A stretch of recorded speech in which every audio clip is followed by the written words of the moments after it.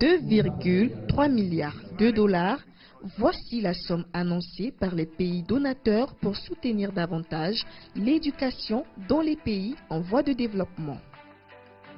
Ce financement dépasse de loin celui des 3 dernières années qui était de 1,3 milliard de dollars. La conférence qui a été co-présidée par le président sénégalais Macky Sall et son homologue Emmanuel Macron fut une véritable démonstration du renforcement de la volonté politique mondiale pour garantir que chaque enfant puisse aller à l'école et apprendre. Nous avons voulu par cette conférence aider à la reconstitution des ressources du PME, qui, il faut le rappeler, est le seul fonds international entièrement dédié à l'éducation.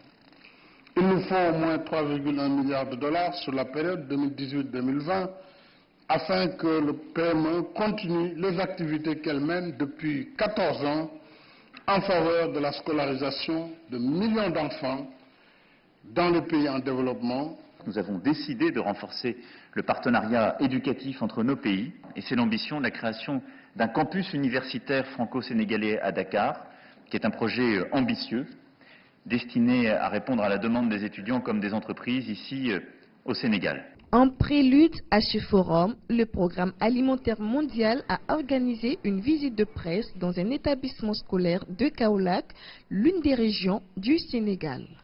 À travers cette visite, le PAM a voulu montrer sa contribution à l'éducation en milieu rural à travers les cantines scolaires qui ont pour but de contribuer à la dynamique de développement de l'éducation en favorisant l'égalité des chances, le maintien des enfants à l'école, la démocratisation de l'école, l'amélioration des taux d'inscription et la lutte contre les carences nutritionnelles.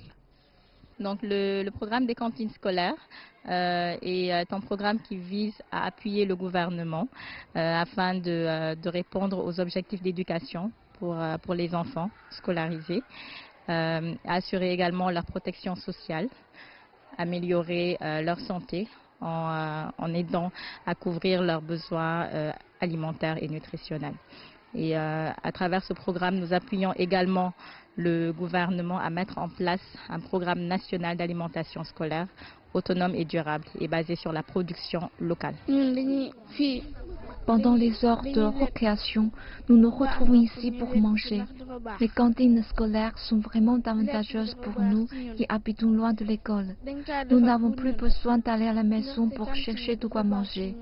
Nous mangeons sur place, ce qui nous permet de gagner en temps et d'apprendre nos leçons. La lutte contre le mariage précoce, les mutilations génitales et les grossesses précoces en milieu scolaire ont été au centre des discussions. Les participants ont demandé qu'un accent particulier soit mis sur ces pratiques qui freinent encore l'éducation des enfants dans le monde et en particulier l'Afrique. Malgré les progrès réalisés au fil des années, le système d'éducation en Afrique est toujours confronté à de nombreux défis. Les partenaires de l'éducation à ce forum ont donc décidé d'investir davantage dans ce domaine tout en donnant la priorité aux pays les plus pauvres et les plus touchés par les conflits. Christine Agnaouré, CGTN français, Dakar, Sénégal.